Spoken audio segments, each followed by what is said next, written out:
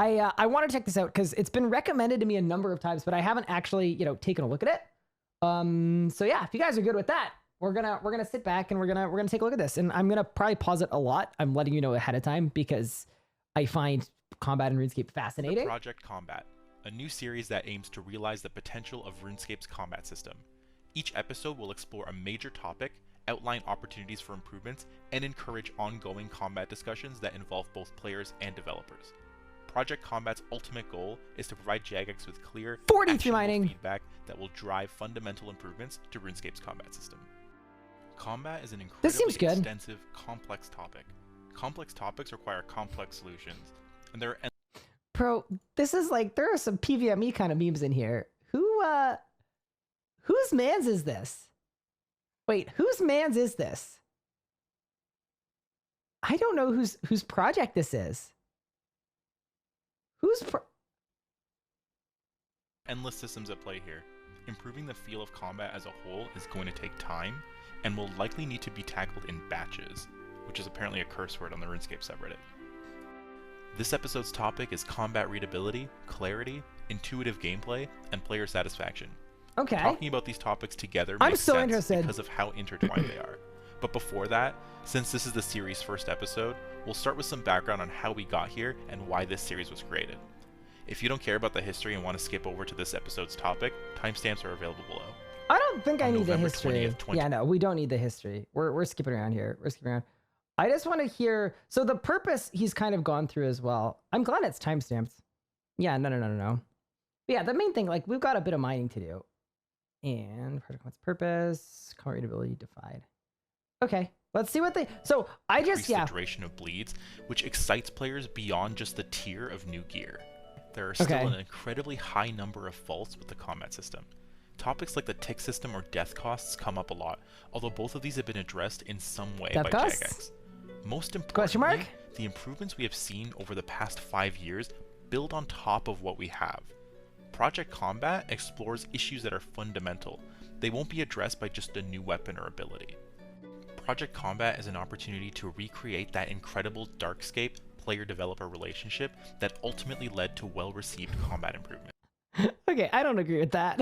Thersguy was a huge L, but I think we should go into the bulk of the video. But one thing the devs did do with Thersguy is they did listen to the players and make very quick changes, because it was like they were given the green light to kind of mess around with stuff. So yeah, that was definitely a thing. Okay, I think we want to go to... Yeah, we're fine here. More importantly, this series will focus on what makes combat feel good, especially for new players.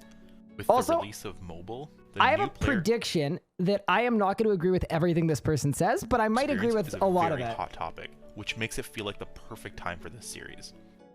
Project Combat will be a huge effort put forth by both players and Jagex, but when I see the success of reworks like mining and smithing, which you often see new players invest a lot of time into, particularly because the rework was so well done, I agree with this. I'm confident that the RuneScape community and Jagex can pull this off.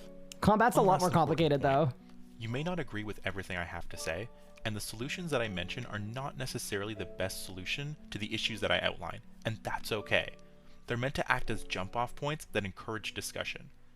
I consider this episode's topic to be the least controversial, but for future... I think it's crazy that I have not seen this video and it came out 9 months ago. Sometimes people might just hard disagree. That's actually borderline negligent for me. I encourage everyone who wants to get involved in this project to listen with intent and provide meaningful feedback. Always remember, our goal is to improve the game, not seek personal benefits. Now, let's finally get into this episode's topic. First, we'll quickly define each term, starting with clarity and readability. The clarity of a game is how well a player can understand what's happening in a given situation and how to appropriately respond. Clarity can be delivered to players through a combination of audio and visual cues. This is a great video. This can include visual effects, animations, hit splats, pop-up text, and... Karabak was 9 months ago?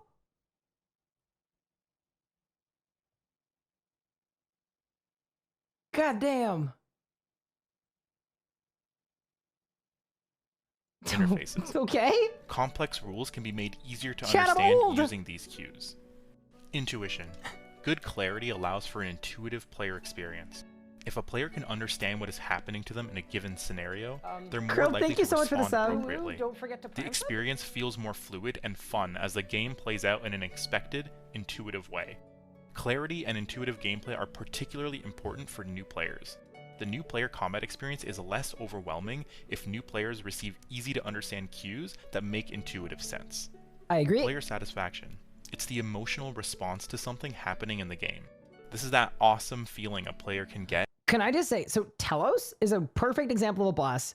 Terrible readability, terrible clarity, but by far, I think the boss with the most player satisfaction, because once you get over all of the times that you hate yourself, it is so satisfying when they to correctly beat up deal with Telos. a mechanic or fulfill a fantasy. A great example of good player satisfaction is Ice Barrage. The sound effect associated with Ice Barrage is a classic, and it's quite visually appealing to summon a giant chunk of ice on a target. These three ideologies are heavily intertwined, which is why It's we're the covering hardest them all boss to in learn this on XC episode. in the game. When these ideologies are not properly adhered to, player feedback might not necessarily respond. Bro, just at Monrama next time. Just at him next time. The game is Lucas Carapac speed kills. Oh my You blink god. and Carapac is phased. Look at that lightning. When these ideologies are not Look at this properly lightning wall. adhered to, Look at player that. feedback might not necessarily respond appropriately. Bro, just at If Monrama. clarity Just and at him. readability or player Holy satisfaction crap. are lacking, you might get indirect or generic feedback like, this feels clunky, I don't know, it's just not interesting, I don't know what's going on, or Yikes. this just isn't cool enough. RuneScape suffers from tons of cases where That's how we lose the clarity is hardcore. seriously lacking. That is how we As lose the someone so hardcore. eloquently put it on a Reddit comment, the combat readability in this game is atrocious. As a result, player intuition is negatively affected, and player satisfaction drops. These three ideologies are extremely important for new and mid-game players, especially those who are interested in learning some mid to end game PvM. A lack of clarity turns people off PvM and the game in general. I agree with this. Before we get into a ton of combat examples where clarity can be improved, I want to show that Jagex does understand these ideologies.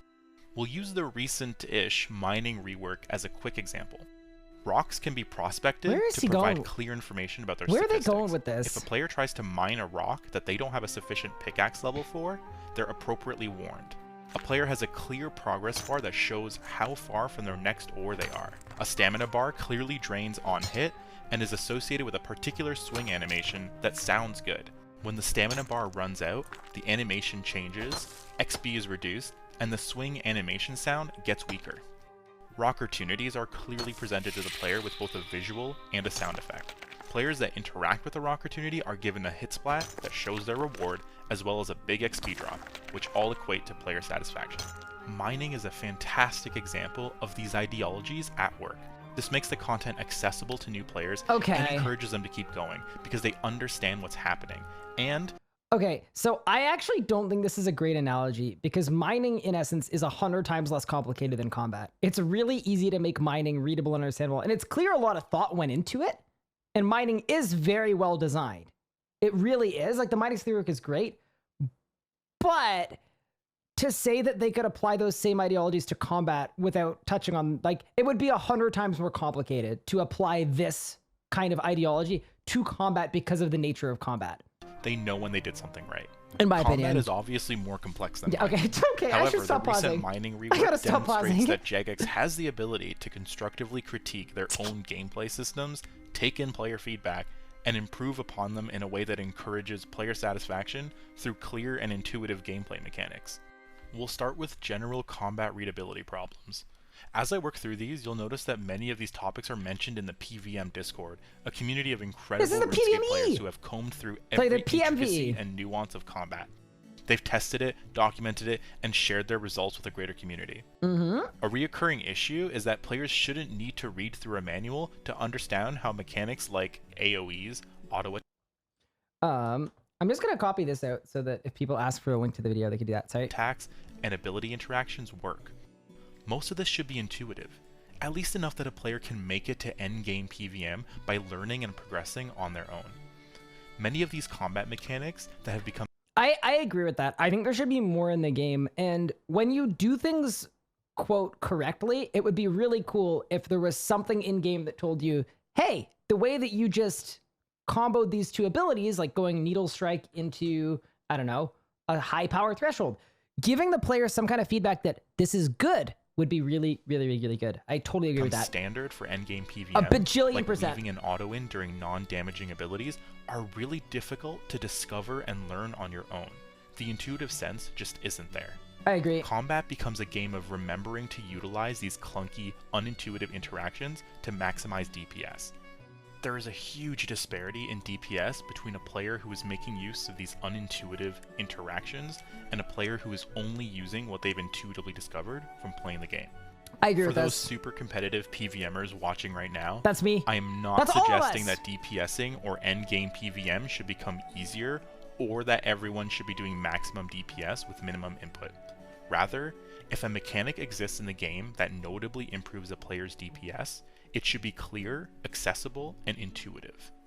A great example of complex but accessible DPS boosting mechanics are the passive effects of the new spells Incite Fear and Exsanguinate. Mod A Sponge player is can goated. intuitively recognize an opportunity to switch between the spells and maintain two different stack sets to juggle their benefits. The problem is, if I have to review a PVM Discord manual to understand how AoEs work, the nuance behind abilities and auto attack weaving, and the fact that weapon overrides can affect your damage hit delay, then player intuition and combat readability are in need of serious help. Players trying out the game will refer to combat as clunky, confusing, or they'll just lose interest. I will cover a few of the nuances that the PVM Discord outlines, but I encourage Jagex to spend some serious time on each nuance and decide whether it's worth keeping in the game, and if it is, how do you improve clarity and intuition around that mechanic? Weapon Okay, so far, this is a fire video. Like, I really agree with everything. I like that he said, I'm not trying to make the game easier. I'm trying to make it easier to learn so that someone could intuitively figure out some of this stuff without having to read a freaking encyclopedia. And that I totally agree with. I think he's spot on so far. I'm very, very, very impressed with this video. I think it's really, really good. tooltips. The UI that appears when you hover over combat gear is misleading. Damage is a Okay, I have a gripe about this. I literally was in a meeting with Mod Warden like 2.5 years ago. And he just asked me, because he would meet with me and we would talk. Like he was really, really good about like, hey, what are some issues in the game? Things like hit caps, things like whatever. So he would call me up and we would just chat and he'd be like, hey, like how do you feel like the game's going? Right? Mod Warden was cool. And what he did is I mentioned this whole thing with how combat tooltips suck because they're based around auto attack damage, right? I brought it up to him and he pulled one of the devs who doesn't work with Jags anymore. I'm not going to name and shame. Pulled the dev into the room right then and there because they're in the office. I was like, hey, can you take a look at this? Had me explain how it worked. And they were like, and this was like a high up dev. And they were like, holy crap, that's horrible. Yeah, we have to change that ASAP. That's really important. I'm on it. And then Mod Warden was like, all right, cool. You can leave. We're going to continue our meeting. And then I messaged this dev all of the info for how to change all of the misleading info. And they left me on red. So he just said he was on it and stuff so that Mod Warden thought that he was on it and was going to take care of it. 2.5 years later, this video comes out. a confusing stat to show players, especially new That ones. pissed me off. It represents auto attack damage, but most of us know ability damage is what really matters. It's confusing for new players to It wasn't a bamboozle on me. It was a bamboozle on Mod Warden. two weapons have different Mod damage Warden values, got bamboozled. despite them actually doing the same damage when they're casting abilities. Most new players won't notice or care about auto attacks since they're not used much until late game PvM. In RuneScape, the global cooldown is the same regardless of weapon speed. So weapon speed can be further misleading since, with Revolution, all weapons actually have the same speed. In RuneScape, weapon speed is almost exclusively used for tick manipulation of average speed autos, which I'll get into later. Magic weapon tooltips have zero information on damage potential.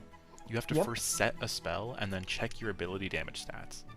If you compare a lunar staff, which says level 65, to an ancient staff, which says level 50, they have the same accuracy. Do they have the same damage too? This Ceradoman staff says level 60, but it also has much higher accuracy. How does its damage compare? We also have cases like Wand of the Cywar Elders, which has tier 90 accuracy, but only tier 80 damage. This isn't communicated to players through tooltips. Spells and damage scaling are even less clear. With ranged, if you equip ammo, which They have since changed the spell and damage scaling a bit. is a higher tier compared to your weapon, you get a helpful clear pop-up that notifies you your damage is actually capped, although this can be annoying with backrominal bolts. Magic doesn't have this notification, and even worse, spells scale up in damage, so that level 41 Air Blast is actually good to use until your staff damage tier potential is level 62 or higher, but players receive no notice or information about this, and they're even misled into thinking unlocking a new spell, like Fire Blast at level 59, improves their damage in some way. It doesn't. Here's a potential quick fix to the magic spell issue. Let's say someone equips a magic weapon and selects a spell whose tier is too high or too low. If they're not in combat, a pop-up can offer to set the player's spell to an appropriate tier, either moving it up or down. For example, if I'm wielding a Gothic staff and set my spell to Water Wave, a pop-up could offer to set my spell to Water Blast since it has the same damage at a lower rune cost. This doesn't solve all the clarity issues around magic spells, but it at least prevents new players from running into a combat encounter with objectively incorrect spells. I do want to give a shout out to Jagex for recently adding weapon range to tooltips. It's a good step forward, but the points I outlined... It's just every other aspect of the tooltip means nothing.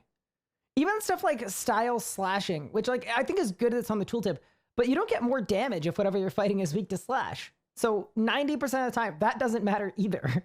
Still need So to be yeah, addressed. Let's talk about ability tools. Okay, so before moving on to ability tooltips, I think what that first point, weapon tooltips, I think that's the biggest thing that has to change. I think that's the biggest first thing they should do. It shouldn't be auto attack damage, it should be ability damage. I know Jagex has talked about this a lot. I think their issue is they want to, and this is personally what I think they should do. I think there should be two options. You should be able to see the basic tooltip that just has, this is your ability damage, this is your accuracy tier, this is your damage tier. That is it. And then I think there should be a toggle that gives you access to a full set of information. Auto attack speed, auto attack, all of that stuff that like nobody, like 99% of players don't need to see, but you provide it so that you can either have it. It's sort of like for Adren right now, you can see regular Adren or you can see decimal point Adren. And to me, it's the same thing. Most players don't need advanced mode, but yeah, anyway. Tips. I agree with everything you put up. I think it's all really, really smart. Jagex has actually done a great job of improving ability tooltips. This was all Mod Sponge, I believe. They're overall much cleaner, organized, He did all of and this, accurate, I think. but there's still room for improvement. There are some examples of misleading, missing, or straight up incorrect text. For example, Fury says you can gain 5% crit strike chance on your next ability, but the stacking crit strike chance actually applies to every channeled hit of Fury. Destroy and Asphyxiate actually have a guaranteed stun on the first hit, even if the ability misses. This isn't mentioned anywhere. Flurry's tooltip says the ability lasts 3.6 seconds, but it actually takes 4.2 seconds of channeling to get off all hits. Damage enhancing abilities like Berserk or Sunshine don't affect damage over time abilities, but Does this game suck? Like, anybody else this is just... never mentioned to players. Rack straight up lies to you. A powerful attack? That's like saying uncut gems would be worth more cut. It's the... Yeah, okay. I've spoken to Luca about this. The thing he hates the most about RuneScape ability tooltips is the flavor text. A powerful attack, or like Omnipower, it's like unleash the 4 elements. It's like, bro, you had space for like a third of the actual info needed, and you used half of it to say that it attacks with each of the 4 elements. The weakest magic ability, and you should almost never use it without a bind. But the flavor text can mislead new players. I agree. These are just a few examples of tooltips Explode that are the missing target. information or misleading in some Blast way. the target with a burst of magical RuneScape energy. Wiki and PVM Discord communities have done an incredible job of documenting how abilities actually work. Jagex should consider working with these communities to update ability tooltips for improved accuracy. Let's talk about Revolution Bar. Can I say, I think that one of the main reasons why Mod Sponge is held in such high regard in the PVM community is because almost daily he is in the restricted channels of the PVME, taking feedback from the leadership of the PVME and then implementing it in the game. He is just when a non-PVM godsend. experts post screenshots on the RuneScape subreddit, a common top-rated comment I see is, "What the hell is that Revolution Bar?" Yeah, slice and punish back to back while wearing a shield. In the early to mid game, most abilities boil down to just deal damage, especially against stun immune targets. Your ability order has a massive impact on your overall DPS, Because of this, there are objectively correct revolution bars until you start to unlock more complex and situational abilities. Sorry, flashbang. Players inexperienced with combat aren't adequately provided optimal revolution bar information, and so they often end up using bad revolution bars, especially as they level up and new abilities are randomly added to their bars. To make DPS more accessible, Jagex should provide players with optimal revolution bars. These bars already exist on the RuneScape wiki, but this way, we ensure unaware players are not using awful revolution bars. Addressing this makes combat generally more accessible for early to mid-game players by bringing their DPS up to a baseline acceptable level. I agree with this. Next up, buff and... I think, like, the amount of times... Do you guys remember when I did the Yaka, the no food basing Yaka with no inputs, where I full AFK'd it with a really, really busted defensive ability Revo bar? And the thing that came out of that more than anything else was people messaging me, hey Ryan, I need the bar, I need the bar, I need the bar. And I'm not saying that's, you know, a good thing. And I generally didn't give out the bar because it's a terrible way to learn combat. But making your own bar is very daunting for people that don't understand how combat works. Like I made that bar in one try because I know what every ability does. So it's like, okay, yeah, this defensive is going to go well with this defensive. And it kind of, you know, it works. But if you don't know what every ability does, it's an extra step that you shouldn't need to make. Have room for clarity improvements. Buff durations are displayed in seconds, but this can be confusing as the game works off 0.6 second cycles or ticks. The client refreshes the seconds left on a buff, but players benefit more from being in tune with ticks rather than seconds. To address this, buff durations should have some sort of visual, non-number timer that updates with every tick.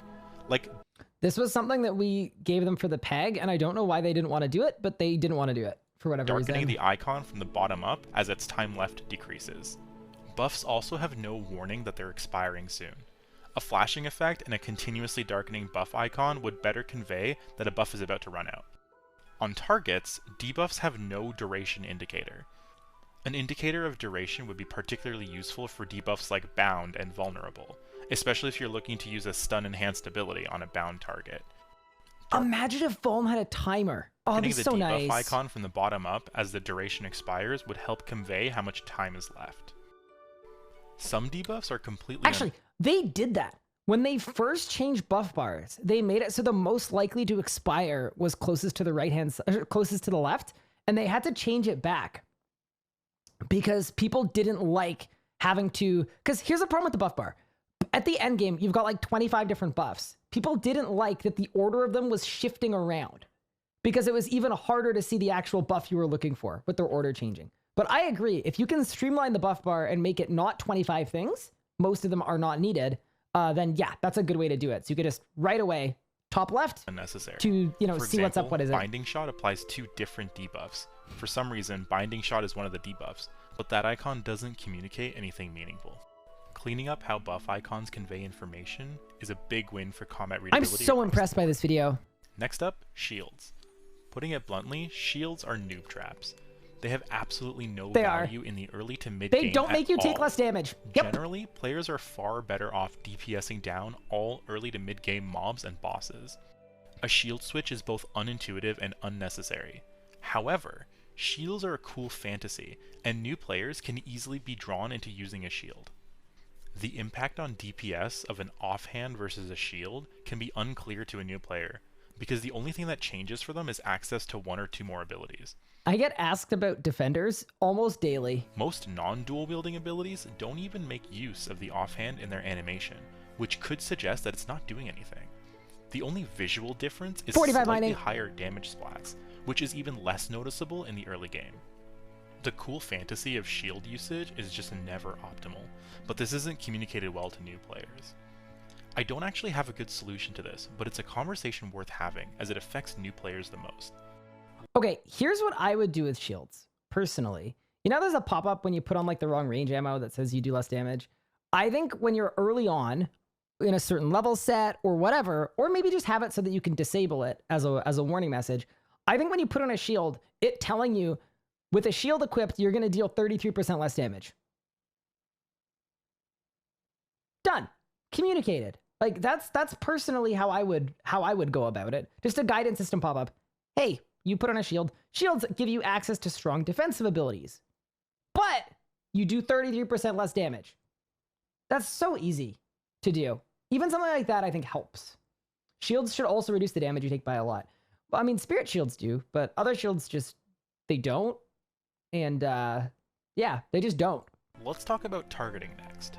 In most MMOs with tab targeting, tab is the key you use to target, hence the name. Tab targeting means your character selects a target and all attacks are launched at your target. I actually have no idea what the default target cycle keybind is in RuneScape. So There for anyone isn't who's one, used to I don't think. MMORPGs, RuneScape is considered a tab targeting game, but it doesn't let you use tab to target. They changed this. Mod Sponge did this as well, I think. MMORPG players will try Mod tab Sponge to is switch goated. targets, He's done but so tab much is hard bound to respond in such a to the short most recent time. DM from someone probably trying to scam you. Targeting in RuneScape is never fully explained, and it's definitely unintuitive. I think the yellow circle means you are targeting an NPC, and the red circle means that the NPC is targeting you. That's what I thought, but I'm actually not It's the sure, opposite, and I I think. genuinely don't know what's going on here. Is it the, hold up.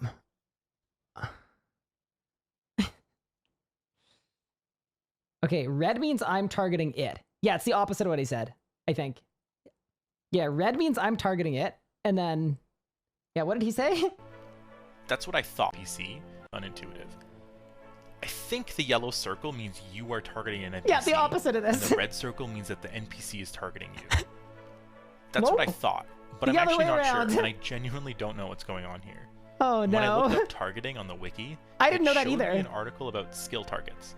I couldn't find anything in the PVM That's a Discord beyond yikes. the section about target cycling, but it focuses on the cycling aspect. Even worse, target cycling in RuneScape is server-sided, meaning when you try to target cycle, nothing will happen until the next game tick. And if you input more than one target cycle command, you end up with glitchy visuals. The target circle can also be really difficult to see in combat, especially with mobs. I can't easily tell who I'm hitting in any given moment, particularly with areas that have lots of mobs. All of this contributes to the feedback that players give wherein they say combat feels clunky. I do know that the most accurate way to tell who you're targeting is by who has the visible health bar. But if you hover your mouse over anything, a very similar but slightly less long health bar appears, and you quickly lose visual track of who you're on. Sometimes killing a mob doesn't update its health bar correctly, and they die with some health left.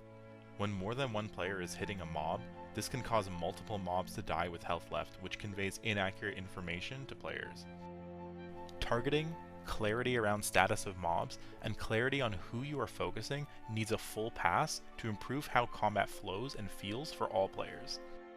Next up, let's talk about area. That isn't personally something that I had seen as a huge problem. Like, I think in most places you can tell what you're targeting, especially since most players don't actually target cycle. They just click on it and then run at whatever they're fighting, and you can kind of tell based on that. But I do realize, I think the comparison to other MMOs, just say targeting in RuneScape is not up to scratch with where the other MMOs in the world are. Yeah, that's totally fair. That I think gives it a lot more, it makes a lot more sense to overhaul it. It gives a lot more validity to do it that way. effects, or AoEs. AoEs in RuneScape seriously lack visual clarity. The tiles that an ability or mechanic can affect are often misaligned with the visuals. Okay, Dragon Breath is the perfect example to use because there are so many bugs with D-Breath not hitting anything. Like, you see this massive cone of fire and none of those bunnies died. All of those bunnies should be boil them, mash them, stick them in a stew, edible. Let's first provide some context on what contributes to AoEs feeling so clunky, and the infamous question of why am I taking damage from Carapac's. Bro, this shit is so bad. And I know, and Mudram's talked about this, they can't fix it any more than they have. Because it's a square-based game and it's circles is how it works. So you've got things moving diagonally, but it has to be blocked with squares. And like, I know they've gone in like 3 or 4 separate times to fix this and make this better. It is still so bad. It is so unacceptably bad to the point that, in my opinion, it should not have been added into the game like this. In my opinion. I know that might be a hot take, but to me, I get that there are limitations on what they can code and what they can't code for how to make this work. And I don't think this should have been okayed. I think they should have changed how the mechanic worked or changed how the mechanic looked. Make it a QBD firewall where it fires the same way every time so that it's just straight up squares the whole time. Just north to south every time, even though it's a little less spicy. This to me is totally unacceptable. stupid lightning walls. And I died about like 20 times on my iron to this, where it's like it's not even anywhere close to you and it hits you. The servers store the current location of an NPC, effect, and player as a coordinate or tile.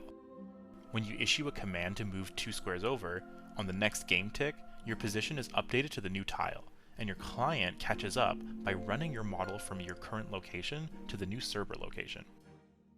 From the perspective of the server, as soon as that cycle happens, your character is already on the new tile.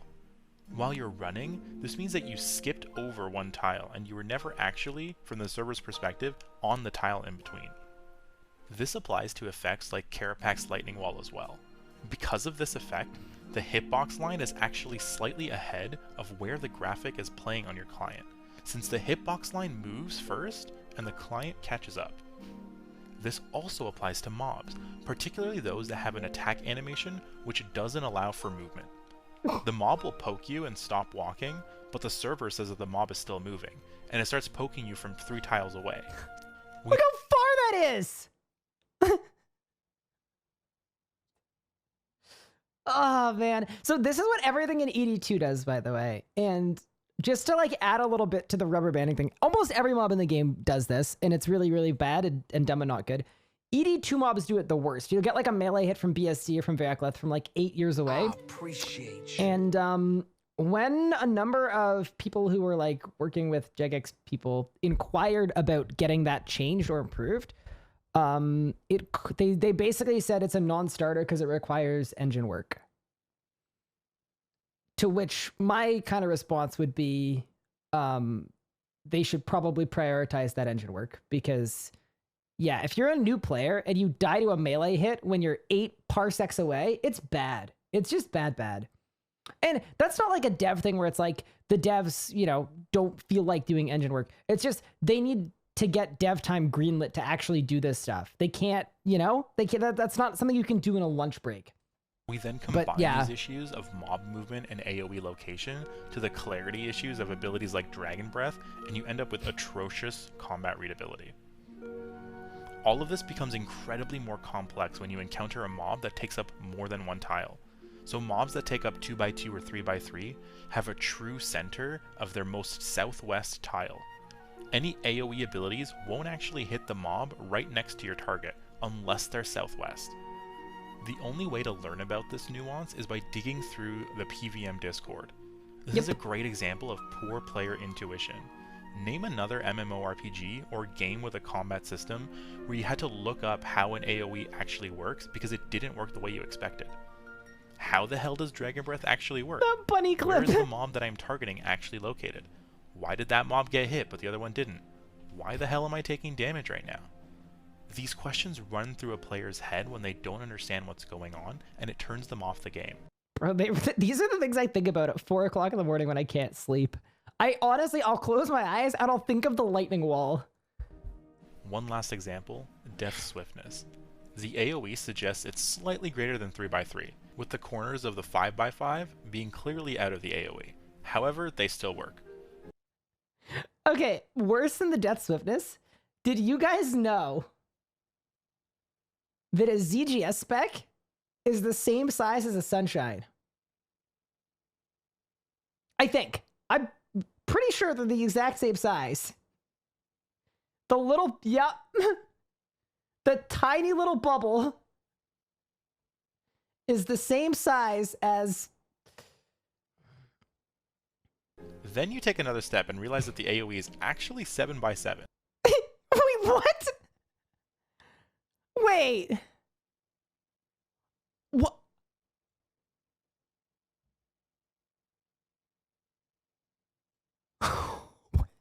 Wait, I didn't even know that. Wait a second. So, Death Swift is 7x7. Sunshine and ZGS are 5x5. Bro, what? Why? That is so funny. Anytime I Death Swift from here on out, I'm going to step a full bubble out of the bubble just for fun. Hold up. Let's quickly look at how big the ZGS is. Wiki ZGS. I just want to see. I just for clarity's sake. The ZGS is a 7x7. Okay, so the ZGS you could also do this with. So if your bubble was on my cursor, you could stand there and be in your ZGS. Oh, man. Bro, we need a combat cleanup crew. They could just fix some of this stuff. Nowhere in the tooltip does it explain this, and there's no reason for a player to think that they would still be under the effects at that range. The only way to really tell is the buff icon being visible, but even then, players might not trust that this icon is accurate given all the other inconsistencies that they'll discover by the time they unlock this ability. Circle AoEs in general are unclear because RuneScape uses a square tile-based squares in a grid circle system. game. Yep. We shouldn't be afraid to embrace the grid system and use tile effects to accurately show where damage occurred for player-used abilities and boss effects. At some point, Mod Pi had to use cabbages to show how Dragon Breath works, and honestly, I still don't really get it. This isn't an easy topic to address. Hold up, go back. I remember that. This is a perfect example of why they just need tile markers. They just... Like, you should be able to toggle it so that you just see the grid. Because, yeah, he was trying to show how deep breath worked, and he couldn't do it without dropping a bunch of cabbages. And honestly, I still don't really get it. This isn't an easy topic to address, but there are quick win opportunities around AoE clarities like Dragon Breath and Death Swiftness, and threat visual effects to at least ensure players know what's going on and understand why they're taking damage. Animations and visual effects can fail to keep up with abilities. This desync makes combat look clunky and tough to read. Wait, that flurry went on for like 7 years. Basic ranged ability rotation. I use Corruption Shot, Needle Strike. I start channeling Snipe, but the animation is delayed, and by the time it preps, the ability has already finished channeling. This desync can even happen with a single ability use. Destroy is a good example. Yeah. Any channeled ability can lead to some sort of visual effect and animation desync. Combat visual effects that appear on a target can also override each other if they try to play on the same I'm talking cycle. about it first. Shadow Tendrils is aggressive in overriding other effects. Whether it's used second or first, Shadow Tendrils visual effect overrides both Fragmentation Shot and Corruption Shot. Even worse, Shadow Tendrils visual effect actually has no value or meaning. It suggests that there's some sort of damage over time effect, but really the hit happens with the projectile, a projectile that looks like every other ranged ability. I'll go into more detail on these particular ability cases in the next section, but this general channeled ability desync and visual effect override contribute. Casey Twilight, you just first time chatted with a bunch of Z's?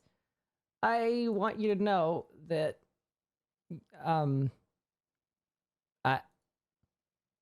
I don't know. I think you're doing great. And I hope you have a great rest of your day. So my take on this, I actually don't think this is a huge issue. I don't think it's as big as the other ones. Contributes to the reduction of player satisfaction and combat readability. Speaking of projectiles, they've been wonky ever since EOC. I find this particularly fascinating. for attacks that have quick impact times. I find this Let's so go interesting. over how visuals and animations work in RuneScape before exploring this in more detail. I'm like totally Each fascinated by ability this. is made up of visual effects and animations. The animation is your character moving, and the visual effect is the pretty stuff that happens around you and your target. Using Sonic Wave as an example, each cast of Sonic Wave has one animation and 3 separate visual effects. A visual effect that complements the animation, a projectile, and an impact effect. With the evolution of combat, projectiles were sped up quite a bit compared to old school RuneScape, but the underlying mechanics of how projectiles work was never improved, and projectiles were never intended to travel so quickly. This results in glitchy projectile visual effects. The closer you are to your target, the greater the projectile arc, and if you're right next to your target, that arc looks bad, and it also has a glitchy interaction. Yeah, look at the rapid fire. It's making like a triangle On impact. Using the magic ability Impact as an example, the damage appears 1 tick after the ability is cast, but this isn't enough time for the initial animation and the visual effects to play along with the projectile. The end result is a mismatch of 3 visual effects which were intended to be played in a particular order, and the impact visual effect appears 46 way lighting. before the projectile connects. Oh, This and 1,200 total. Wait, that's actually massive. huge 46 mining. We can finally do Kenneth's Concerns that we want to do for a very long time. But yeah, 1,200 total is absolutely massive here. We take those. Sorry. Combination of glitchy visuals and animations Back to the video. worsens combat readability, damages the player fantasy of feeling like you're engaging in these cool combat animations, and ultimately hurts the player experience because combat just looks and feels off. Aftershock is another great example of visual effects appearing way after the hit splat had already been applied. All of this makes combat feel very desynced and clunky. This can apply to sound effects as well. The best example is eating food. If you click a piece of food, the sound effect of eating plays even if you didn't actually eat. That means you can spam click on a piece of food and constantly hear the eating sound. Delicious. That eating sound is considered an audio cue, and a player could incorrectly assume that they ate a piece of food because they heard the sound. Yeah, that's a cue. bad one, actually. Let's take a closer look at individual abilities now. This isn't an exhaustive list of abilities that have clarity or satisfaction issues, but the goal here is to showcase how most abilities have some sort of clarity issue or an opportunity to improve player satisfaction. To the last point that he had, animations, visual effects, one of the things that most abilities in the game follow is they have different hit timings depending on how far away you are. So that's why if you're ranging and you want your abilities to all hit a tick faster from up close, if you cosmetically override a blowpipe, cosmetically, you actually will be able to land your abilities a tick sooner for a number of them.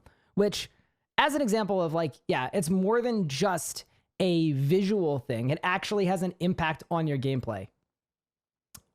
So yeah, if you're wondering why you see like endgame rangers with ECBs that are overridden with blowpipes, the blowpipe is actually better. There's a tangible benefit to being on a blowpipe. But for a lot of abilities, I mean, even something like Wild Magic, when I was doing my Terrorkit skip, one of the things that came up is you have to move in before the Wild Magic, because if you don't move in close enough, it's going to hit a tick late, and you need both hits of the Wild Magic to materialize. So there's a lot of stuff like that where it actually, you know, does have an impact on gameplay beyond just an animation. First and foremost, ability icons are a little dated. The art style for ability icons is kind of random, low res, and overall just weird, especially for older abilities. Jagex recently gave Rack and Concentrated Blast ability icons a refresh, which is awesome to see. The new Concentrated Blast and Greater Concentrated Blast have fantastic ability icons. They're clear, high quality, and reflect. Yeah, it reflects what the ability does. The ability. 3 hits, 3 spheres. Some icons, like Fury, it's just a skull. It doesn't hint at anything towards what the ability actually does. Snipe is someone standing in front of a fan. Decimate is a fist. A dual-wielding ability is a fist. Oh no. Assault is just a hammer. Are we smithing? Destroy looks like the trap card Ring of Destruction. Oh boy. I still can't figure out what Anticipation is. It's a hood. It looks like a hooded banshee holding a sword. Dragon Breath looks like a dude with a bad hair day kind of vomiting up hot sauce. The first ranged ultimate players have access to in this game, a goblin. Slaughter kind of... Yeah, but he's a mind goblin. So, you know? There's a reason for the Deadshot one is, you know? That looks like a meme. Hurricane is a tornado? I honestly don't know what Massacre is supposed to be. I just see like a low pixel dagger. Joking aside, many of these ability icons are almost a decade old now. I think Wild Magic's pretty good, actually. That's the only one. Surge needs to be a little more boom, like a little more speed going on, you know, some fire behind it. But yeah, like look at Rejuvenate. How does that give you any info about what it does? Yeah, that's a really good point that I honestly, I hadn't thought of, that I think is, dude, what if you swapped Surge and Ditto? Like, Ditto looks more like a Surge than Surge does. Yeah, Impact, like, why is he doing a backflip? Yeah, no, I totally agree with that. I think it's smart. I think Deep Breath is aight, because it, you know, shows that it's Dragon Breath and it's got a nice little cone. I think Wild Magic is good, 2 hands, 2 hits. But yeah, almost all these abilities, there's no clarity or intuition as to what they do. These icons sit on our screen most of our playtime. Each ability icon should be given a refresh. These are really good points. Redesign. I think this is Players really clever. Looking icons that excite them when a new ability is unlocked. Barge is a good one too. I was on his bar for a Let's second. talk about channeled attacks now. I briefly mentioned these in the animation section. Channels are a problem. A lot of people lose out to channels when they're new. Channeled attack in the ability tooltip. So abilities like Fury, Snipe, Assault, concentrated blast, asphyxiate, etc. All these channeled attacks have shared visual clarity and intuitive sense issues. Visuals and audio cues are confusing, misleading, or glitchy. The damage hit times are not clear. The channel duration and timing of the abilities is also unclear. The canceling mechanic is inconsistent and non-intuitive. I've been bullying Fury a lot, but I'm going to keep going. The animation has the player cutting 4 times with 4 impact sounds before the second hit splat even appears. The animation also glitches out because it's the same animation as Assault, but cut short. There's also no meaningful sound or animation that coincides with the hit splats appearing, so it's difficult for a player to follow along on what's happening. Wait, note how he said there are 4 you hear 4 swing sounds, but Fury only hits 3 times. Because the animation, sound effects, and hit splats are completely out of sync, and all of this 3, hurts 4. intuition. Rapid fire animations and sound effects can't even keep up with the fire rate, although at least the projectile and hit splats are accurately timed. Unload shows twice as many launches as damage splats, with an audio cue that doesn't make sense. Asphyxiate probably has the best channel animation, but still generally suffers from channel ability confusion around hit splats and canceling. For any channeled ability you use, a player should almost always use their next ability in the same tick that the last hit of the channeled ability lands. There's no reason not to. Revolution actually now does this canceling for you, although this wasn't always the case. And some abilities like Snipe still waste a cycle. But none of this is clear to the player, and for some channeled abilities like Concentrated Blast and Fury, it's generally more DPS to actually cancel the channel by queuing another ability immediately to build adrenaline faster. These visual inconsistencies and clunky animations need to be cleaned up. Jagex can make beautiful animations. We've seen it with agility courses in recent times. Combat just hasn't been given much animation and visual love over the past decade. Typically, games with channeled abilities use a visual channel bar that gives players a better opportunity to grasp the rhythmic timing of an ability. RuneScape's channeled ability clarity could benefit from a channel bar that is divided up by game cycles to better showcase when a channel is ending and when the hits will actually be applied. Ideally, this bar can update in a flow rather than chunky down each cycle, but making ticks clear on channel bars could improve readability and intuition because players can understand the connection between a visual channel bar ticks and the hit splats. That's so sick. That's not to say a channel bar is the correct solution. It'll likely be some combination of solutions that addresses the overall issues with channeled abilities. Next, we'll go through each combat style and their... Except with our luck, we'll get the channel bar, but the channel bar will be synced to the animation, so it will also not be at the right time. But yeah, like, that seems like a really easy thing they could do to make channels a lot more intuitive. Their associated abilities to identify opportunities for readability and player satisfaction improvements. I want to apologize beforehand if it comes off like I'm bashing Jagex here. That's definitely not the intention. No, this is good criticism. Like, I know the incredibly very intricate constructive and beautiful animations and visual effects that Jagex can produce. Much of the animations and visuals I'm going to go through haven't changed since the evolution of Combat Beta. Many newer abilities also just reuse these animations, so the problem compounds on itself. One quick important note, we want to also be mindful of too much visual noise. When I suggest improving clarity by adding a visual effect, we can actually go too Bro, what is this? 2D balloons, this balloon's tower defense over here, far man. in the other direction Holy and crap. overwhelm the player with visual noise. Maintaining this balance is crucial. This is doing PVM with more than 2 people, and multiple people are using abilities at once. This is when everybody SGBs. We prioritize the visual effects based on their impact and importance. We'll begin with melee abilities.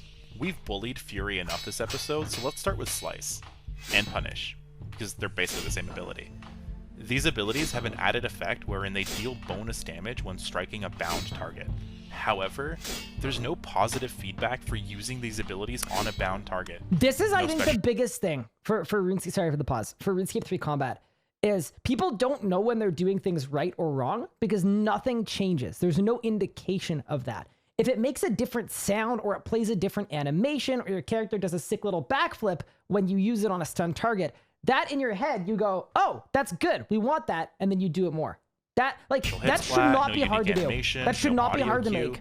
And so when players correctly make use of an ability's unique effect, there needs to be a positive feedback to reaffirm the combo. I could not agree more with this. In this case, you could either reward the player with maybe 2 hit splats, a guaranteed crit, some sort of combo text that appears, or just generally a more satisfying sound or Any animation. of those. Any of those. Havoc has no special effects in PvM, but the ability sound effect, it kind of sounds like you're whiffing the target. The animation in general is a bit uninteresting, and the satisfying sound is just not there. Because it's a low cooldown, frequently used ability, it's important that it sounds and looks good. Decimate.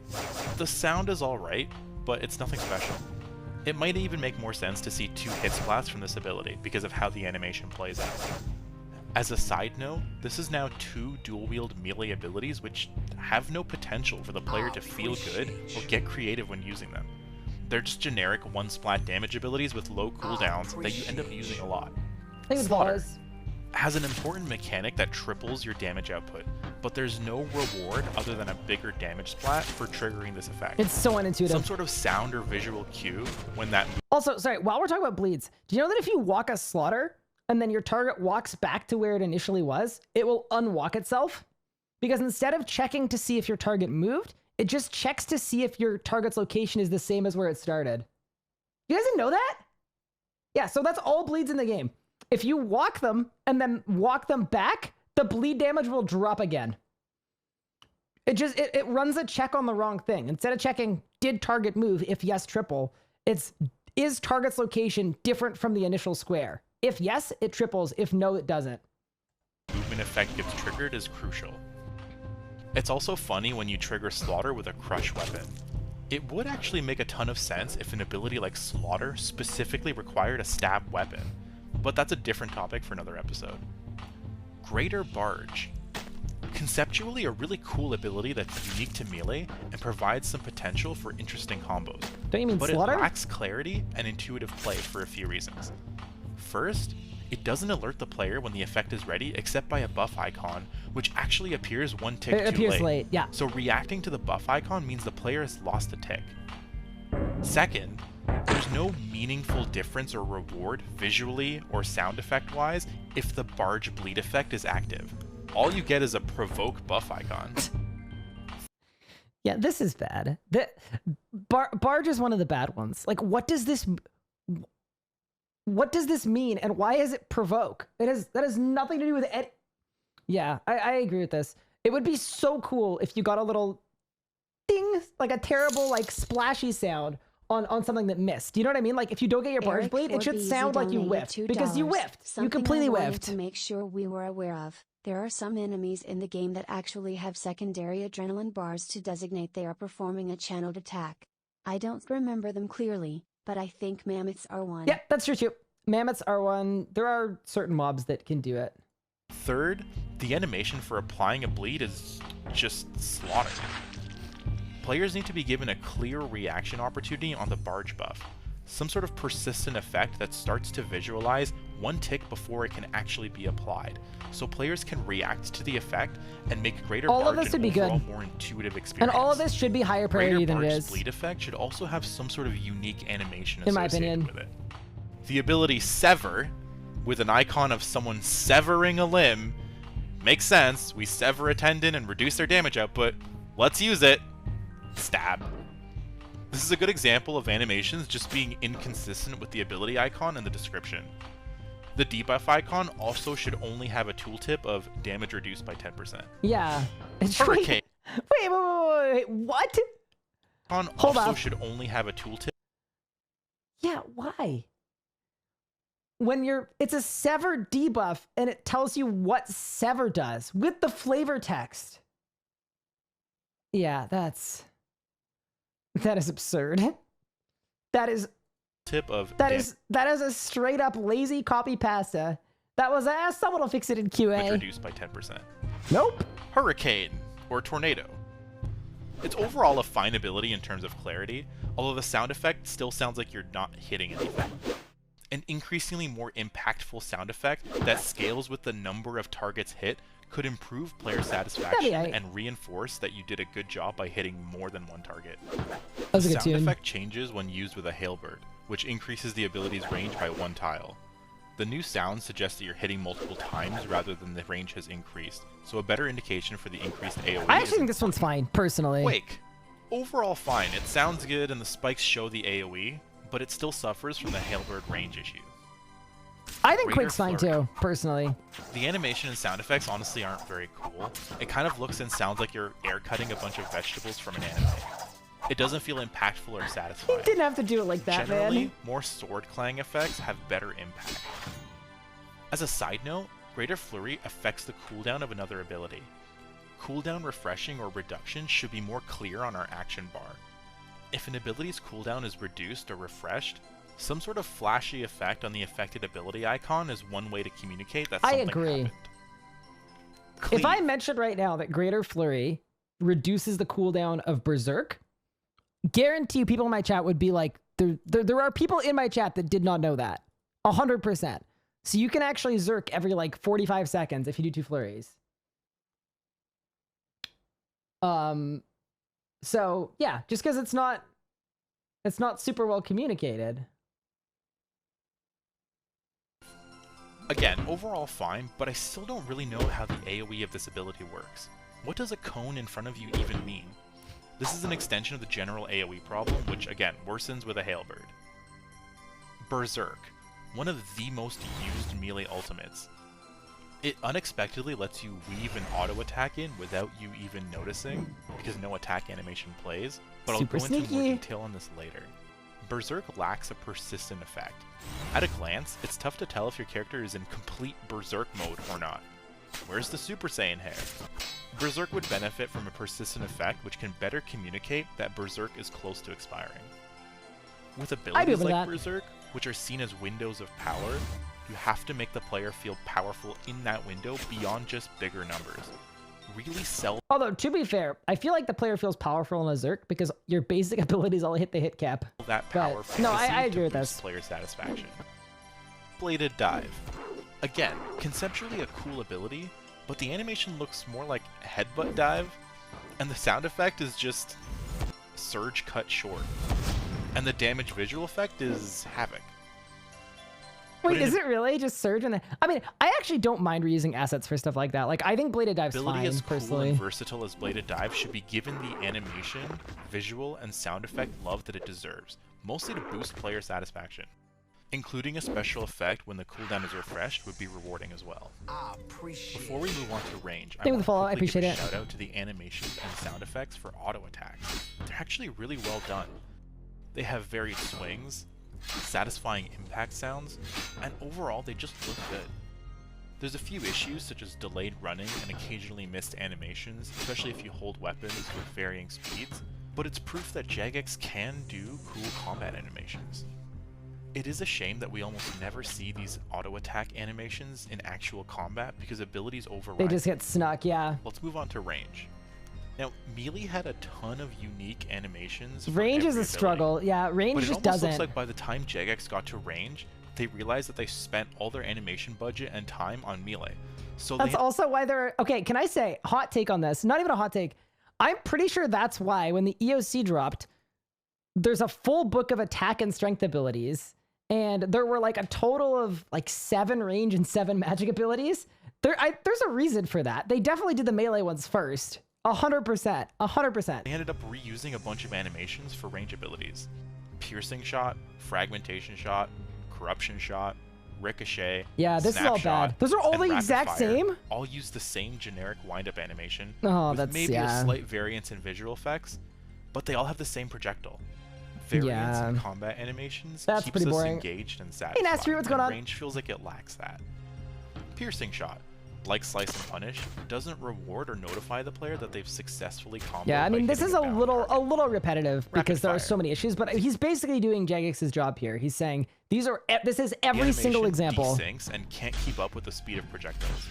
The ability does a good job of matching damage splats to shots fired, but the animation needs some cleaning up.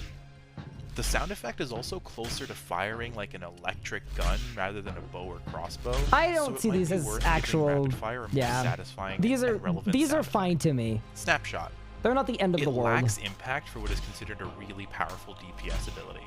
It uses the same sound effect as Rapid Fire, which it shouldn't, because it's only one instance of that rapid fire sound effect, which relatively sounds much weaker.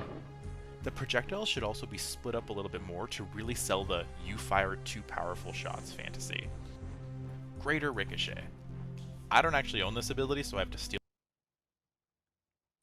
Okay, someone find this man and we're gonna buy them Gricko. Okay? They don't have Gricko?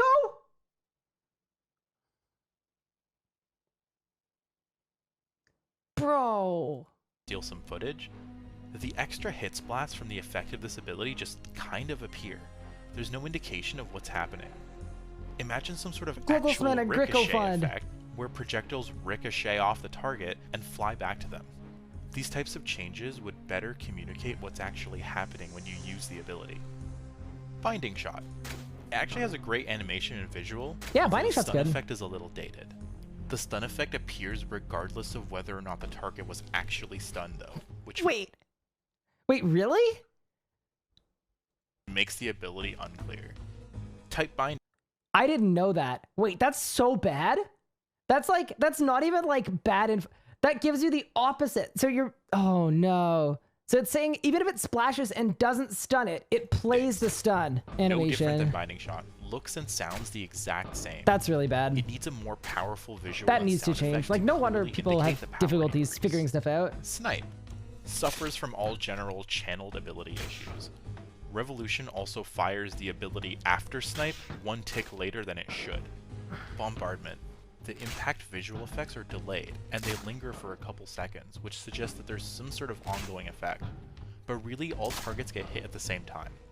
So you end up with misleading visuals, and the ability generally suffers from AoE clarity issues. Poor bunnies, man. Route and Demoralize. This section will also talk about the magic equivalents. That was Dragon Breath. When the Scare Tactics ability... That was the Dragon Breath animation. I was honestly really disappointed. Without the fire. They managed to add 4 abilities to the game which were ultimately not meaningful, and worsened class diversity. That's literally Deep Breath without the fire. The option of knocking a target back, but targets will only get knocked back if they take up 1 tile, and there's so few cases where you want to push a small target back. It's also a noob trap combo with Fragmentation Shot, because generally, you're much better off walking the target and using a more powerful ability. I agree with this. Those abilities are so push them back. So bad. These 4 abilities also look the exact same. There's no unique visuals to distinguish them at all. The sound effects are pretty cool though. These abilities need to be given unique effects for each class, but we'll discuss That's literally class D-Breath, diversity I in think. another episode. Shadow Tendrils. This ability is full of unclear visuals and unintuitive interactions. Shadow Tendrils, a really powerful damaging ability, isn't actually classified as a damaging ability, so you can weave an auto attack in while using the ability. It also uses the standard range. This is why you're supposed to go from duels to 2H for Tendrils. You get a free auto. So like if you get like a Ruby Bolt auto and it procs, you can do a 30k Shadow Tendrils. Because you get a 15k from the auto, and then the tendrils 15ks. That's like a big part of ranging. To a very delayed tendril visual effect, which doesn't actually have any meaning or visual value, and it actually overrides almost any other visual effect. Let's talk about auto attack weaving for a minute. I believe, actually, related to this, I believe they changed Smoke Tendrils, the magic one. I don't think they touched the other 2, but all 3 of the Tendrils abilities work a little wonky. Auto attacks are actually a huge DPS booster, but their use cases are almost all a result of unintuitive mechanics. Certain abilities are classified as non-damaging, so they don't refresh your auto attack cooldown.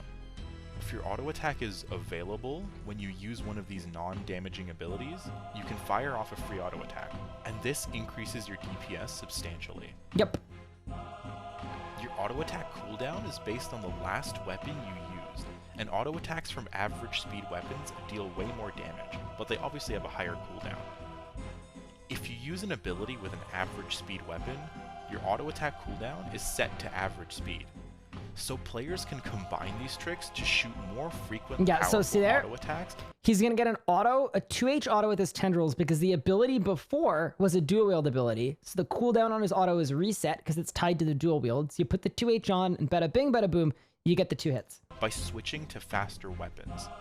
You can read up on the intricacies of auto attacks in the PVM Discord.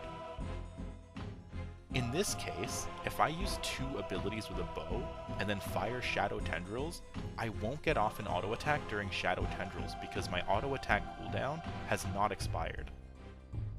If I fire off 2 abilities with a bow and then switch to crossbows and fire off an ability, and then switch back to my bow and fire off Shadow Tendrils, I can weave in an auto attack with my bow because my actually, I'll let him finish. attack cooldown was set to something much lower because my last ability was used with crossbows. Okay, I will say, I personally don't think he's doing a great job of explaining this. That was not the best explanation of why you get an auto with tendrils. But yeah, that is how it works. That's just not exactly, yeah. That's not how I would explain it. The massive problem with auto attacks here is that none of this is intuitive. You pretty much can't learn this interaction between auto attacks and abilities at all because it's not something the player expects and it's never explained in any way. As a result, endgame PvM and good DPSing suffers from gatekeeping. You have to do research to even discover that these interactions exist. Yeah. Readability. Something else I'm going to add to this. We are in a bubble with regard to, like, a lot of people are going to be like, yeah, but I mean, all the info is really easy to find. It's great for the community building, whatever. There are multiple million people that play this game. The PvME has 60,000 members. I would say probably over 80% of people who play RuneScape aren't part of RuneScape Twitch or RuneScape YouTube or RuneScape, whatever else. They just play the game. I think, and that's fair to assume. I mean, apply it to other games that you might play. If you play Pokemon, you're probably not joining a Pokemon Discord where you might find out some stuff because you're assuming that most of the info you need is within the game. So just to mention, I know like within this bubble of Twitch, it's easy to be like, yeah, but all the info is so easy to find. Majority of people do not know that there's even a need for any of this info. So that's really, really important to just to touch on. Even further, especially for spectators, if the auto attack crits. It just looks like Shadow Tendrils strikes twice, so even a player who's used Shadow Tendrils before won't understand why there's 2 hits. Shadow Tendrils is conceptually a cool ability, but visually fails to deliver on its actual power and impact. Imagine a tendril flying out from the shadows to stab the target in a high impact way, but that tendril splits and also stabs the player. We really want to sell the fantasy of abilities to make combat feel good and exciting. That'd be cool. I'd be down for that. A good example of a unique animation, although the projectile is a little weird.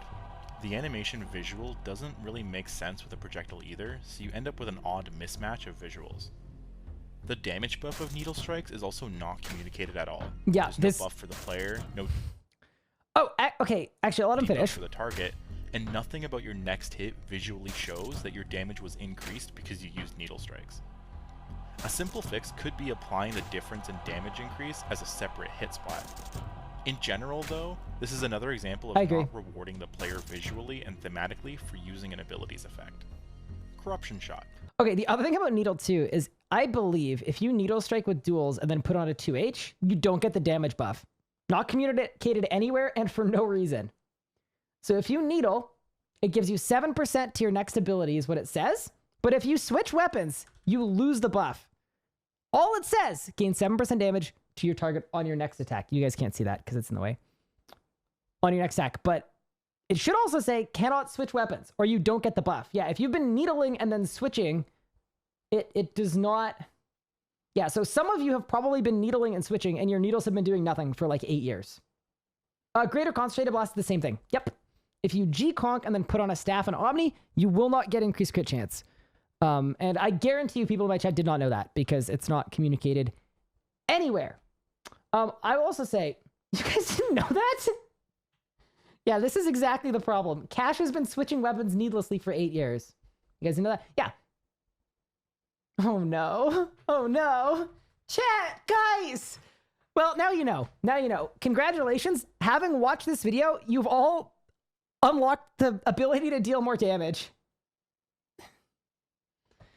Oh no.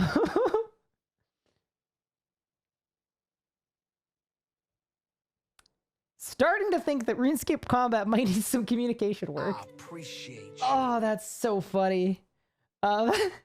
Yeah, exactly. Okay, so with that in mind, yeah, you guys are all about to PR coming out of this one, but combat has so many things like that. There are these tiny little niche things that you wouldn't know unless like, and you can't even test it, right? Because there's no visual cue. Like he said there, he suggested that bonus damage from needle as a second hit splat. If that shows up, all of you know that by default that you're not getting the extra hit because there's no extra hit splat.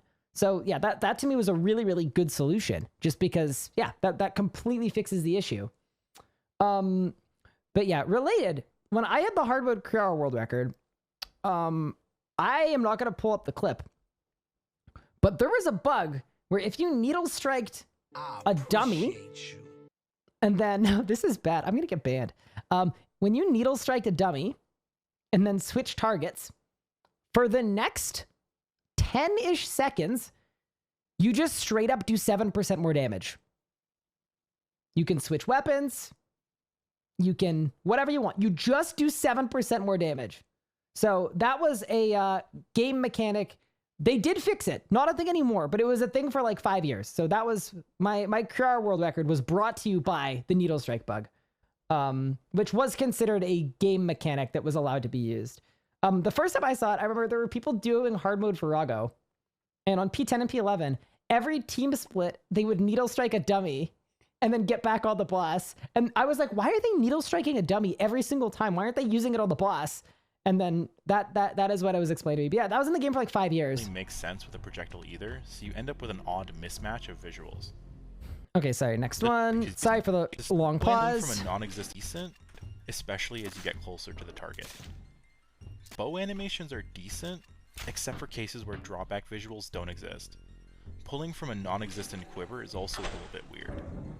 I personally think bows sound a little bit too mechanical. I'd like to hear more classic archery sounds Twing. from bows. Let's talk about magic. I still think if they paid Luca like 10 grand to record his voice making the sounds of every single attack and ability, and even get him to do some bossing lines, and they sold that for like $100, I think they would make $1 million. I think they would make $1 million on that. Like Luca just like screaming. It would, anyway, I would pay so much for that. Just like a full pack voiced by Evil Lucario.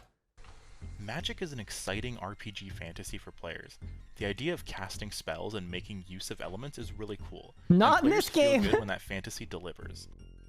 In RuneScape, we select a magic spell to cast as our combat spell. But here's the new player experience. Say I set my spell to Water Strike because hey, I think water spells are pretty cool. It's not gonna make a sound, is it? Combat, and my revolution bar uses Combust and then Dragon Breath. My decision to choose water didn't actually have a meaningful impact on my abilities, other than a weakness, which actually does nothing if you're already capped on hit chance. Magic also has these really cool animations that are just not used, and the elements aren't well explored. These are all so nice. There isn't even a visually Earth-centric magic ability. A player's choice to use an element should in some way be reflected by how their spell abilities look, Meta! to better sell the fantasy of magic. No. It would also be cool if their spell selection had an impact on how abilities work, but again, another topic for another episode. Like range, magic reuses the same animation for a lot of abilities. Rack, Combust, Impact, Deep Impact, Chain, Corruption Blast all look the exact same animation-wise. Oh, well, Rack. Yeah. Same issue as all other stun enhancements. That's bad. I'm still pretty sure when they made the EOC, they spent like, they had a month to do the whole thing. There's no way it took, you know, it was clearly rushed, but I feel like they spent 3.5 weeks on Melee. They're like attack abilities, strength abilities. And they're like, someone in the boardroom was like, wait, do we have other combat styles or are we good? And they were like, no, I think we're good, but we should probably double check. And then they were like, oh no. And then they had one crazy bender all-nighter where they made every single ability for range and magic. And, abilities. Yep. There needs to be a distinction when the player correctly attacks a bound target. Dragon Breath. This ability used to have the same AoE as Cleave, which made absolutely zero sense for magic. They fixed it. So the AoE was changed to better fit the class. Mod Pi saved us all. The visual effect was never updated. Dragon Breath is quite possibly the most misleading ability in the game. It also fulfills a very specific... Those bunnies in that first clip all just got a second chance at life. Which locks magic into being a fire-breathing class. The visuals and fantasy of this ability need to be reworked completely. The effect itself is fine, But even changing it to something like launching a ray of your current element at a target that explodes and deals AoE damage would visually make more sense and better fulfill the player fantasy. Combust. It uses the exact same visual effect as Fragmentation Shot. It should have a unique visual, and if possible, redesigned visually entirely to be more spell agnostic rather than forced fire. For example, maybe the spell summons a rift above a target that rains some element. If the target moves, that rift widens and rains down twice as fast. Good music choice in this video both too. Player fantasy and properly communicates that target moving equals more damage. Also, we're about to be 48 mining, so 2 more levels to go. Almost done, team. Sound, animation, and visual as Combust, except for an added purple projectile, which is desynced from the impact visual. There's a corruption purple effect projectile? Also lacks visual clarity around how it spreads. I don't even Some see sort it. of projectile showing the spread between targets would be nice to see. Impact. The impact visual and damage splat are desynced, and the projectile has the same arc issues as all others, making it look glitchy, especially up close. The sound effect is also kind of ear-piercing. Deep Impact also looks and sounds the exact same. It needs a more distinct visual and sound effect to better communicate the power increase. Concentrated Blast. A combination of channel animation issues and projectile animation issues, which we've gone over a few times. Yeah, these are all really scuffed. The impact visual and projectile. I will say, he's going at a range where he's up close or far back. They're only really tested like 5 tiles away. So if you're in the middle, it looks good. And this applies to most abilities. If you're up close, it's weird. And if you're far out, it's also makes weird. It look buggy. Chain. Honestly, I just wish the projectile was actually a chain and the sound effects were chainy sounds. Chain doesn't really fulfill the fantasy that it has the potential to. Wild Magic. This man says fantasy a lot. Disappointing visually. You either twirl your staff or Kamehameha your wands, which launches 2 firebolts? I think mild magic is fine. I think it looks right. Even when you're casting powerful shadow spells from the ancient past, you still just twirl some firebolts for this spell. If Wild Magic is going to use visual effects from mild standard magic's fine. spells rather than something unique, you may as well at least make us launch whatever spell we're currently casting. Yeah, this. Autos look so Both cool. The animations are so cool. Don't really sell the power of the ability because you're just using your staff to launch a projectile. I'd like to see a staff be used more to channel magical power rather than launch projectiles. Yeah, dude, look at the water auto. They all look so good. With visuals for any high impact magic ability. High impact abilities need similarly high impact visuals and effects. Detonate. This ability is so nuanced and full of unintuitive effects that it literally has its own dedicated section in the PVM Discord. Ask someone who hasn't looked up Detonate to try and use it for the first time, they'll likely fail to cast it. It's a unique ability which requires being recast in order to actually apply damage, but there's no indication at all that the ability can even be recast because it's on cooldown. It's also extremely easy to accidentally cancel really the ability bad. and get no value from it. Immediately after Detonate is cast, you can also launch both an auto attack and an ability all in one Yeah, tick, so that's an... which can result in 3 or more Wait, hit splats. So yeah, that's an auto Deto deep breath. Yeah, so that's what you do out of every Telos font. So what you do is you auto Deto wild magic, so you get 4 hit spots at once, and then the auto attack is an ice auto that breaks Telos' freedom so that he gets stunned or he's stun susceptible. And that is something I have taught people before, like both like in a group and like individually, like one-on-one kind of teaching session stuff of how to do it. It is like, it is a 30-minute endeavor. It really is, because it is so complicated to say you have to hit the auto button within the same tick as the tick that you release the Deto and the other ability. But if you do it too early, you can't say your Deto. And if you do it too late, you're not going to get an auto. It's just... readability. Yeah. And it's not listed anywhere either. Example of intuition in the game. I agree. It often requires deep explanation and lots of toying with to make good use of.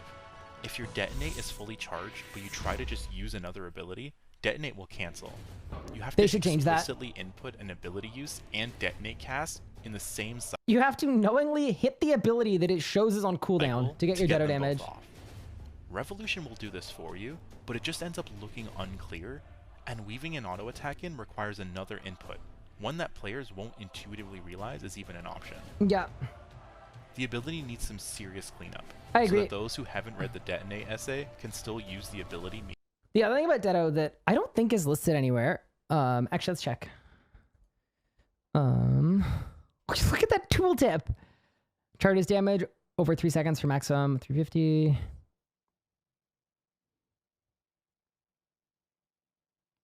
Okay, it is listed. The way it's listed is kind of silly, but basically if it's fully charged, it gets a massive increase to its range. So if you're trying to deado like Solak legs, you have to fully charge it or it's not going to hit both of them. Meaningfully. Asphyxiate. It's not one that Overall, people don't a decent know. animation and ability fantasy, but it suffers from standard channeling issues. It could easily be cleaned up by aligning the green pulse with each hit splat appearing. Smoke Tendrils. One of the first ability unlocks that early players get access to, as it only requires the completion of a low-level The dig site quest. Weirdly though, this ability's tooltip is inferior to Asphyxiate in literally every possible way. Smoke Tendrils deals less damage, also damages the user, doesn't stun the target, takes longer to channel, and has a higher cooldown. A player who reads and compares these tooltips won't ever see Smoke Tendrils as a valuable ability to use. I have seen players say that Smoke Tendrils has an undocumented crit mechanic, which has combo potential. It does. But again, this isn't mentioned anywhere. From the perspective of someone new to combat, Mud Sponge has totally seen this video. He changed it. They changed it. Smoke Tendrils shows the damage, right? Each hit from this ability is treated as a critical strike. They changed it. They changed the tooltip. So good. Thank you, guys. they'll read Smoke Tendrils and wonder why it even exists. It should feel distinct and unique from Asphyxiate, but functionally it's inferior in 5 different ways. It also suffers from the standard channeled ability issues. Metamorphosis. MMORPG players typically spend a ton of time designing their player avatar to express themselves, even if it's kind of a degenerate expression. Transmog That was cash right there. abilities like Metamorphosis take away from this fantasy. Basically, don't ever replace the player avatar model with something entirely else. It doesn't feel good. The visuals of this ability need to be refreshed to apply some sort of Okay, I like turning into Rockman for a little bit. I think it's fun. I think it's quite fun. But I will say, one thing that I don't like about Meta is classed as a transmog. Which means, let's say you're doing Virago, and it's Purple Bomb, where everyone gets turned into an explosive Vitali. If you try and click Meta, it says you cannot use this ability while transmogged into this form. So you literally can't ult. Anytime a boss fight puts a transmog on you. Also happens P3 on the end rotation. On stand up, you cannot meta. Yep, you can spam click it as much as you want and it will not let you. So yeah, they got to change that. A bajillion percent. Totally replace the character model. Omnipower. A cool concept. Omnipower. The visuals look Bang. glitchy, and with the animation and visual effects overlap issue, it often loses its impact effect. For Omni for example, drops? if I cast Omnipower and then Combust, my Combust overrides the Omnipower impact. An ultimate ability really should lame. always feel good to use. But Omnipower is the only ultimate new players have access to until level 66 Magic. It needs to be a high impact, high satisfaction ability to build interest in the Nothing quite like building to 100 Adrendate at 2K. game. The reaction you want from players is, ooh, I wonder what cool things I could do at even higher levels. But right now, Omnipower falls flat in both visuals and even combat effect. Tsunami. Rising up with the wave actually looks really cool. Come on, and that's a it's good sick one. example of That's a fulfilling good one. fantasy. Look at that. The wave itself kind of looks like a blanket. Not really the greatest water visual A blanket of death? I think it looks fine, personally. effects. The damage splat also appears before the wave crashes, and the impact lacks that oomph. Suffers from the same which squares did I actually affect issue as other AoEs, and the sound effect also either doesn't play sometimes or is so weak or unimpactful that I never really care. Tsunami also awkwardly requires players to be in much closer range than where they might be standing. So they have changed this, by the way. Since this video, they have changed Tsunami. Typically. Players have to run up to a specific spot, target a specific mob, and then use the ability. There's a cool opportunity here if the player could choose where to summon the wave, and crashed it down in an AoE from any location. That'd be Although cool. This would require a different targeting system That'd be that very allowed cool. the player to target the ground specifically. This does exist in the game with Bladed Dive, though. Lastly, we'll go through some defense abilities. Oh boy. Like always, we want to improve clarity and player Here we satisfaction. go. Improvements to buff icons, particularly duration as we explored earlier, would really help many self-buff defense abilities. A common theme with defense abilities will be including persistent effects to show you still have the buff, as well as additional positive feedback when a defense ability is used effectively. I agree. Anticipation provides a self buff which reduces incoming damage and blocks stuns. Stun blocking is high impact, but the ability falls flat in fantasy delivery. The animation is it is a basic. Okay. I'm gonna say ignore me. I'm gonna say in a minute when my voice decides to start working. Not every single ability you cast needs to fulfill a fantasy ability. You know what I mean? It doesn't, not every single ability casted can realistically, reasonably do that. I think the issue right now is none of them do. I think even if you do ults and thresholds and make them feel powerful, that is like to me, that is good enough. I don't think every basic needs to feel like it's a super powerful thing you're using. The damage you reduce with anticipation isn't shown anywhere, so the player doesn't get any positive. Okay, I have a thought about all defensives. I think every single defensive ability, what you should see, do you guys remember back in the day, before the evolution of combat, when they incorporated soaking? So if you're wearing full rune and you got hit a 600, it would show you being hit a 550 and then a little 50. I think they should apply that to every single defensive ability. So for Anti, this 569, it should show that he's being hit a 569 and then a little soak icon that shows that his Anti or whatever defenses he had up soaked the other 54, 55 damage, whatever it is. My math is bad. So, like, to me, because, yeah, you're totally right. You don't see the damage you're soaking. Same with, like, I don't know, using Immortality. You get a 25% damage reduction. It just doesn't show up, reflect. And it's a really cool way to visually see, wow, this is how much damage I am saving myself by having these things up. And you could even apply it to Animate Dead if you wanted to. I don't think it would be cluttered. You don't need a different one for everything, right? You just need it. And you can even make it toggleable if you want to. You just need it on incoming damage, where it just sums up the full calculation of, okay, this was a 10K, you're only being hit 2K. Positive feedback that they've blocked a good amount of. I think you could totally do that, because it had been done in the past, and they removed it. Yeah, like Hurricane in the Zuck fight.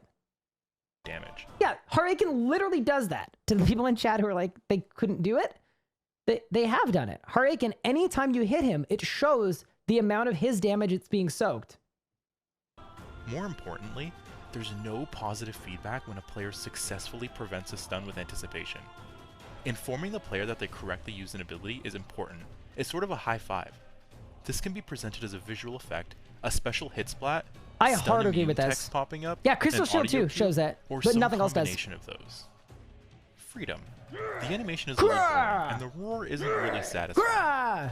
Freedom should have a special video or audio cue when Freedom's sick. successfully I breaking love a the stun Freedom or sound. bleed. It's The so goal here funny. is improving clarity and player satisfaction.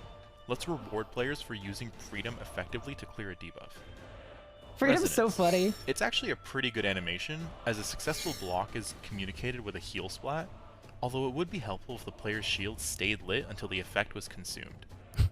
Preparation has a distinct added sound and visual effects, although it still uses Resonance's sound and visual effects as well. Distinct animations and sound effects can help distinguish between abilities and improve readability, especially for spectators. Preparation should also have some sort of successful indicator that Resonance's cooldown has been altered. Reflect. I agree. Same I mean, issue that's sort of the same as the Flurry Berserk thing. It's just, it would be really cool if it actually showed it. Preparation. It could use a slightly different visual effects and animation to distinguish it from Preparation and Resonance. The Reflect component is reasonably well communicated with Reflect hit splats. We could improve player satisfaction by also showing how much damage was reduced. Yeah, that's sort of what I said. I also think for Reflect, you could actually play an animation of whatever is attacking you, hitting you, and then something coming back. Obviously, whatever was coming back would have to be generic. They can't make a new animation for every boss fight because we're talking about RuneScape here. But yeah, I think that'd be cool too. Revenge. A good, unique sound effect and distinct enough visuals. It would benefit from buff. I think Revenge, they absolutely need to show how much extra damage you get out of it. And the reason I say that is a lot of people don't know how absolutely busted Revenge is. But if you're on max stack Revenge, it is stronger than a Sunshine. If you high roll, it is literally stronger than a Sunshine. It is absolutely insane damage wise when you max your stacks. But people don't, and it's a shield ability too. You can do it with shield on. but it doesn't 500 show it improvements, anywhere. But it might also benefit from some sort of persistent visual effect, and having that visual effect grow with stacks. All of this can boost the satisfaction for using the ability correctly. Debilitate, a really strong effect, but very weak visuals, which is even worse with range or magic. You kick the air and suddenly the target deals 50% less damage to you. Bro, this guy just doesn't like kicks. Debilitate would benefit with a very I think unique it's a huge visual and sound animation to effect show that I got some sick kicks. to better sell the fantasy of debuffing your target, as well as notification of how much damage you've actually reduced. Immortality, a cool ability with cool use cases. It could do with a persistent effect to show the second life buff more clearly, but ultimately it delivers a reasonably satisfying rebirth effect, Mortis so which strong. is really cool to see. Barricade, a persistent visual effect would be nice. It would benefit greatly from improved buff icons. Some text Imagine you just stay looking like that the whole time.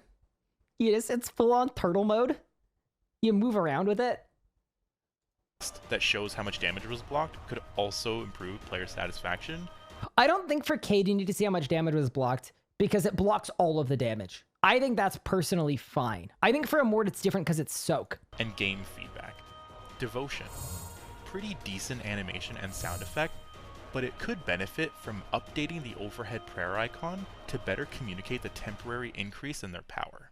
I'd be cool with that. I also think Devo is becoming a dead ability because Jagex devs who are currently making the Zamorak boss and who also made a bunch of Elder God Wars bosses, they all hate Devotion, and they have started just making it, because it's so overpowered for what it does, they have started just straight up making it so it doesn't work. So Carapac just slams right through it with a voice dialogue. Zuck, I believe, does something with Devotion as well, where it doesn't work.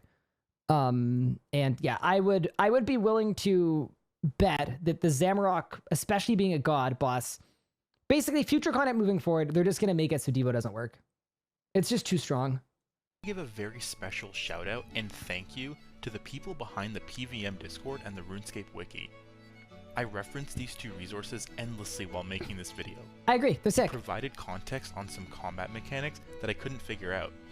Thank you so much for the time, effort, and care you put into providing RuneScape players with combat knowledge. Can we just Remember, know you him? This video is an fantastic. incredibly extensive and complex This is a topic. really good video. This episode was a non-exhaustive list of opportunities to improve combat. I went into this readability not and thinking I player was going to agree with a ton of it, and I think he put together a I'm also really, not really good claiming to have video. Perfect insight into RuneScape combat. I may have made mistakes throughout the video, given incorrect information, or made a point that you don't agree with. There's also instances of clarity and player satisfaction that I didn't cover. But my hope is Jagex and the community can use this as a starting point to address these issues over time and ensure that they are top of mind when designing new combat updates. We should engage in healthy discussion with Jagex to truly make combat a fun experience for everyone. To continue this conversation and truly make it a community experience, I have created a Project Combat Discord server which everyone, especially those new to combat, is welcome to join and discuss this video and share their feedback and experiences. Next episode will focus on topics like class diversity, the combat triangle, and accuracy and hit chance. Here's a quick teaser of some ideas that I'll have for next episode. Update Escape to Escape Shot. An ability that lets you jump back 4 tiles and fire a single shot at your target, which deals damage. Then, your next 2 abilities have an increased range of 4 tiles. Then we update Snipe with a new effect. Snipe's damage is increased by X% for every tile between you and your target. We got We've some now synergy! created a unique way Holy for crap! rangers to express some skill Jagex, by hire dodging this man! mechanics with an ability, and we've offered a cool combo opportunity with Snipe. I like that. Reworking chains with a new effect.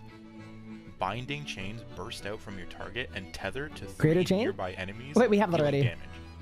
If the spell is channeled for 1.8 seconds, all tethered targets are pulled towards your initial target, dealing further damage to tethered targets. Greater chains would still cause your next ability to deal 50% damage to all Even tethered greater targets. chain. Thank you so much for watching. I can't wait to see what we can build together. Okay, this was a fantastic video. I had pretty high expectations, honestly, for it. And I think this was a fantastic video. That, like, honestly knocked it out of the park. I'm sure Jagex has seen this.